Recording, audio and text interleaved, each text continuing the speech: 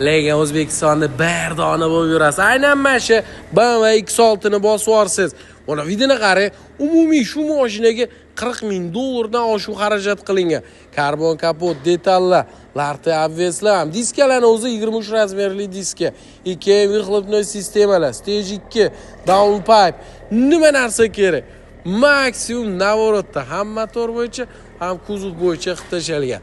2022-23 kirib kelgan mashina mehri ham berib tashalgani qarang. Salon holatlari, kuzov holatlari ideal bo'lib turibdi. 2022-23 kirib kelgan 39 ming yurgan, kraskasi toza BMW X6 ni haqiqiy maxluqi 40 mingdan oshiq xarajat qilingan.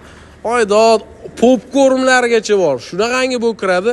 Stage 2, ya'ni zarar bo'lmagan nimadirlargacha almashtirib tashaganman dedilar. Srochniga 99 ming.